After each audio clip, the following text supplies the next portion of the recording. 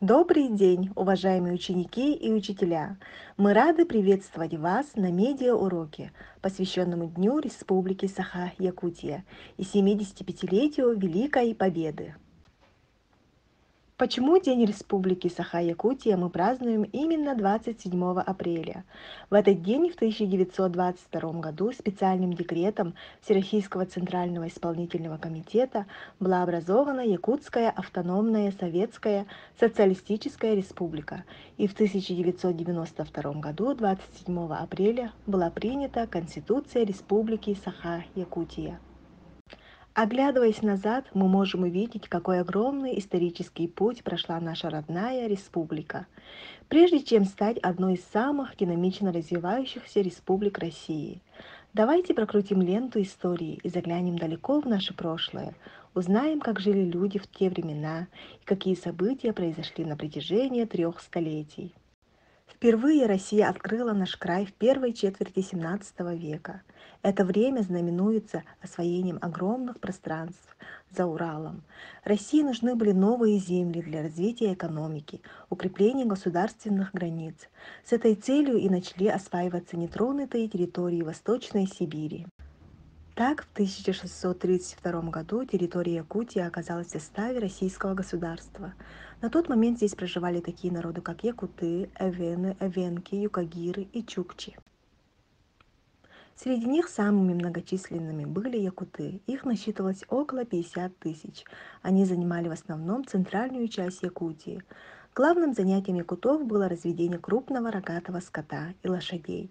Не имеющие скота и лошадей занимались охотой и рыболовством.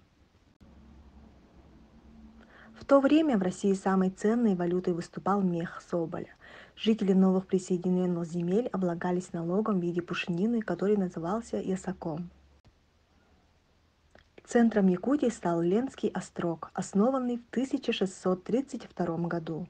Он переносился четырежды из-за подтоплений и располагался на современной территории Намского и Мигно-Кангаласского улусов. В 1643 году острог принесли на территорию современного Якутска. С тех пор Якутск находится на долине Туймада. Первооткрыватели новых земель, казаки-землепроходцы, основывали зимовья и остроги, которые служили форпостами продвижения россиян на северо-восток Азии и далее на северо-запад Америки. В 1638 году был образован Якутский уезд, позднее преобразованный в Якутскую провинцию и Якутскую область Восточно-Сибирского генерал-губернаторства. Ребята, давайте теперь узнаем, что же происходило в XVIII веке в Якутии. Важным событием этого столетия стало распространение христианства по всей территории Якутии. Все это привело к тому, что началось строительство церквей, сначала деревянных, затем каменных. Важно отметить, что церковь выполняла не только религиозную, но и просветительскую функцию. Позднее здесь начали преподавать грамоту и открывать первые школы, издавались первые якутские книги. Уже в XIX веке началось развитие культуры и образования. Появились первые гражданские школы, общедоступные библиотеки. В этот период частой практикой были школы, которые открывали политические ссыльные для сельских детей. Политические ссыльные были прогрессивными людьми, которые понимали, что местному населению нужно образование. Вклад политсыльных в развитие образования, культуры, медицины огромен. Если подробнее рассказать, кого же ссылали в Якутию, которую назвали тогда тюрьмой без решеток, то начало политической ссылки можно отнести к 1825 году, когда произошло знаменитое восстание декабристов в Санкт-Петербурге, и в Якутии было сослано 11 декабристов, многие из которых занимались в основном педагогической и литературной деятельностью. В Амгинской слободе ссылку отбывал знаменитый русский писатель Владимир Короленко. Короленко учил детей, занимался литературной деятельностью. Во всех районах открывались бесплатные школы политических ссыльных. Большинство детей, обучавшихся в таких школах, в дальнейшем поступали в прогимназии и семинарии. Например, один из первых врачей из народа Саха Прокопий Сокольников, лидер дореволюционной национальной интеллигенции Василий Никифоров Кюлемнюрь, академик, физик Леонид Хивинский и другие. В XX веке Якутия становится местом оживленных политических коммуникаций. Активно создаются кружки, куда входят учащиеся дети из бедных семей. Они получали образование в городе Якутске за счет поддержки родных и земляков.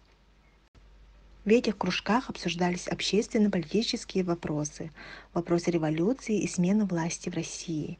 Руководителями таких кружков были политсыльные, сосланные за революционную деятельность в Якутскую область. Так, в 1916 году был создан кружок «Рассвет», руководителем которого стал ссыльный большевик Емельян Ярославский. В состав кружка входили учащиеся, впоследствии видные государственные деятели: Максим Амосов, Платон Слепцов-Аюнский, Исидор Иванович Барахов, Степан Ржаков, Степан Васильев и многие другие.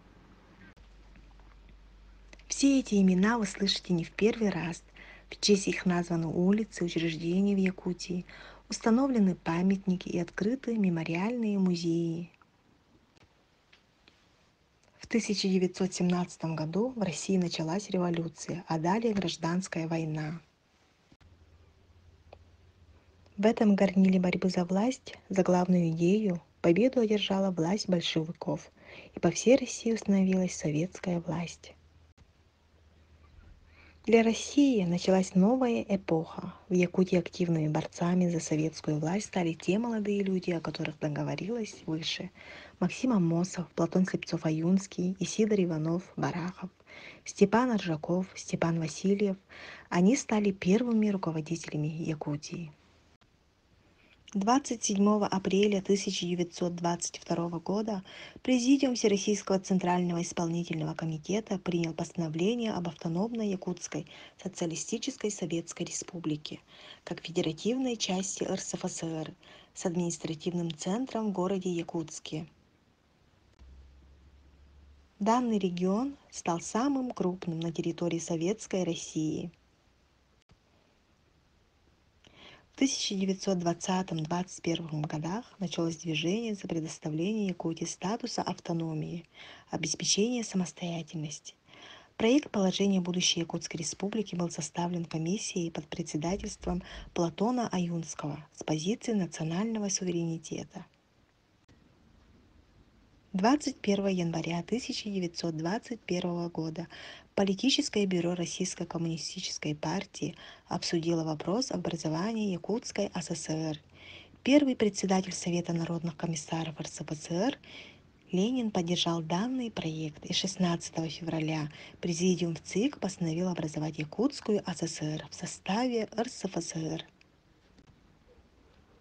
Одним из инициаторов образования автономии в Якутии явился советский государственный и партийный деятель Максим Кирович Амосов, который поставил вопрос об образовании Якутской ССР перед Центральным комитетом партии и Народным комиссариатом по делам национальностей РСФСР.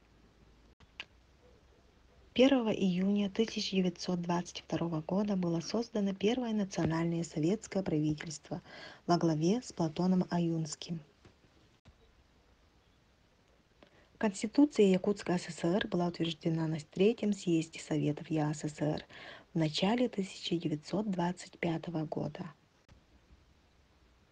Советский период истории Якутии был связан с широкомасштабными промышленными освоениями ее природных богатств, активное развитие коренных народов Якутии. Уже с 1920-х годов началось массовое открытие школ, больниц, культурных и социальных учреждений. Начались работы в алданских золотых приисках, открылось первое якутское пароходство, прилетел первый самолет. В 1925 году по инициативе Максима Кировича Амосова начала работу Якутская комплексная экспедиция Академии наук СССР. В этом же году была создана Якутская национальная библиотека. В 1935 году был организован первый на северо-востоке России научный институт языка и культуры, первым директором которого стал Платон Аюнский. XX век ознаменован героическим подвигом советского народа в освободительной войне с мировым фашизмом. В 1941 году началась Великая Отечественная война Советского Союза с Германией. Еще в 1925 году в Якутске была открыта Якутская национальная военная школа, где готовили местные военные кадры. 660 якутян ушли на фронт добровольцами. Кроме того, из Якутии было призвано 418 девушек и женщин в части связи противовоздушной обороны, во фронтовые и армейские госпитали. В годы войны из Якутии было призвано почти 63 тысячи человек, включая призванных на действительную военную службу в 1939-40-х годах, студентов, аспирантов, обучавшихся в вузах страны и проживающих якутян вне предела республики. Якутия понесла в годы войны тяжелые людские потери. Посланцы Якутии принимали участие во многих битвах и сражениях Великой Отечественной войны: Сталинградской битве, Харьковском сражении, Ржевско-Вяземской, Демянской, Смоленской, Ясско-Кишиневской, Будапештской, Пражской, Львовско-Сандомирской, Висло-Одерской, Восточно-Померанской операциях, в штурме Берлина, Кёнигсберга и в Маньчжурии. Воины из Якутии служили во всех родах войск, показывая дисциплинированность, самоотверженность и мужество. Они прославились как отличные снайперы, умелые разведчики, отважные артиллеристы, танкисты, летчики.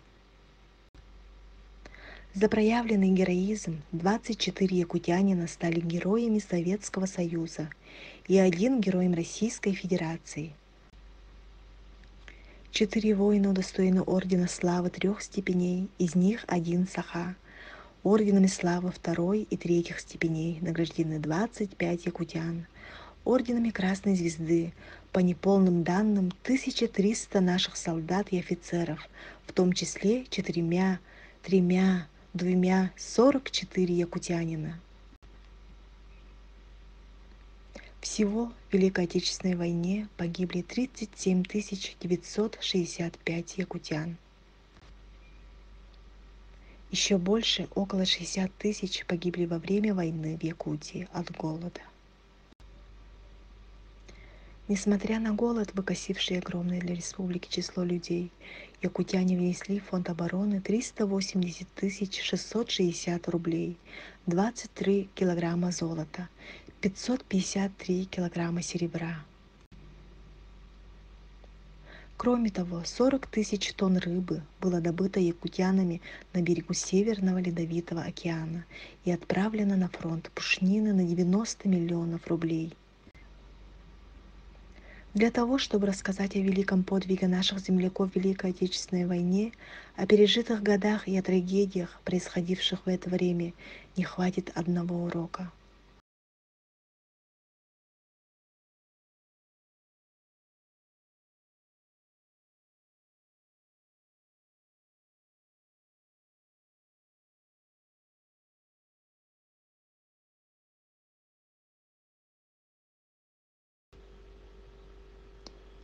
Сегодня мы завершаем наш медиа-урок, посвященный Дню Республики Саха-Якутия и 75-летию Великой Победы.